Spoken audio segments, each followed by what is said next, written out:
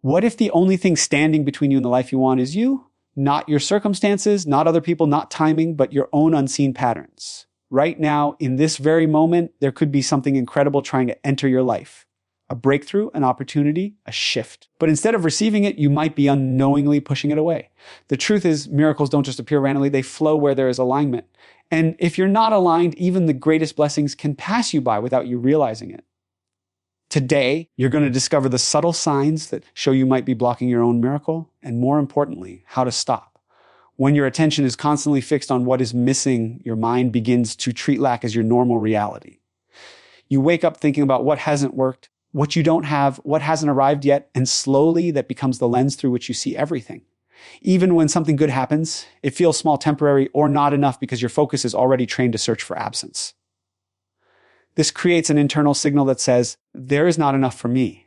And that signal influences your decisions, your emotions, and even your level of energy. You may not realize it, but this way of thinking closes you off from recognizing opportunities because your mind is too busy confirming what's missing instead of noticing what's already unfolding.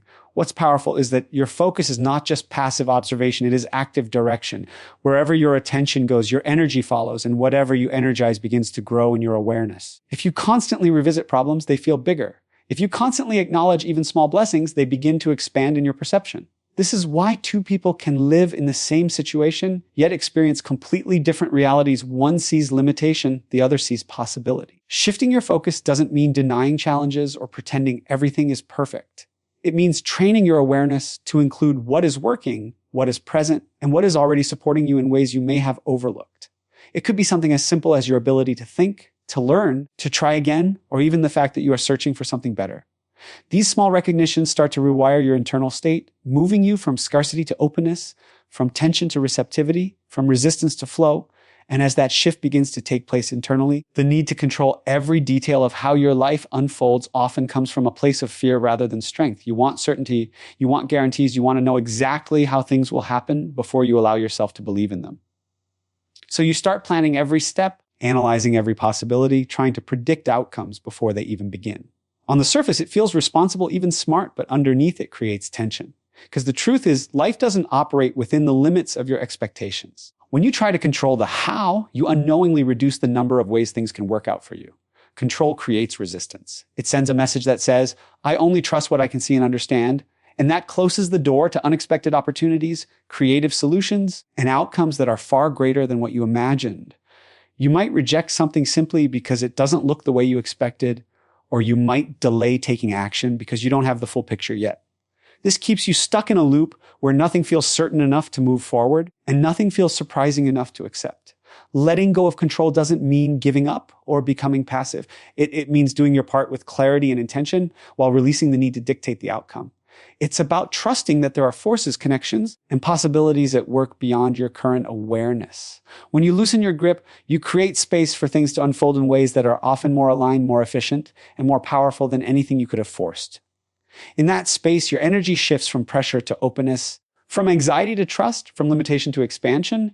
And as you begin to move with life instead of against it, the way you speak to yourself and about your life quietly shapes the reality you experience every day. Most of your words are not dramatic or intentional. They are habitual, automatic, and repeated without much awareness. You might say things like, this always happens to me. I'm not good at this, or nothing ever changes. And while they seem like harmless expressions of frustration, they carry a deeper impact. Each statement reinforces an identity and sends a message to your mind about what to expect.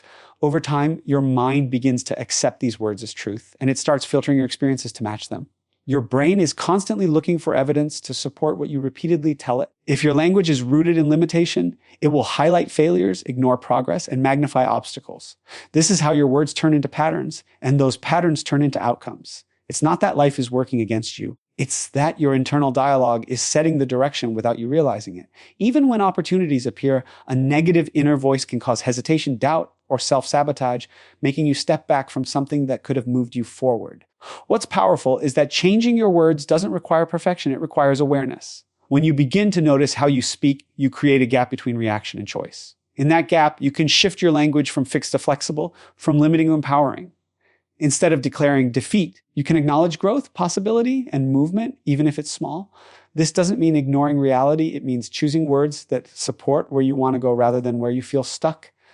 And as your language begins to evolve, your thoughts start to align differently. Your actions follow a new direction, and gradually your external reality begins to reflect that inner shift as well. Many people say they want something greater in their life, yet they are already mentally and emotionally full with stress, distraction, and unresolved tension. When there is no space within you, there is nowhere for something new to land. You may be constantly thinking, overanalyzing, replaying past situations, or worrying about the future, and this creates a kind of internal noise that blocks clarity and receptivity. Even physically, your environment might reflect this state: cluttered spaces, unfinished tasks, or things you are holding on to that no longer serve you. All of this signals that you are occupied, not available. Creating space is not about doing more. It is about releasing what is unnecessary. It begins with awareness of what you are carrying that no longer supports you. This could be old beliefs, emotional baggage, habits of overthinking, or even the need to stay busy all the time. When you start letting go, even in small ways, you create moments of stillness where something new can enter. Space allows insight to emerge, opportunities to be recognized, and energy to flow more freely.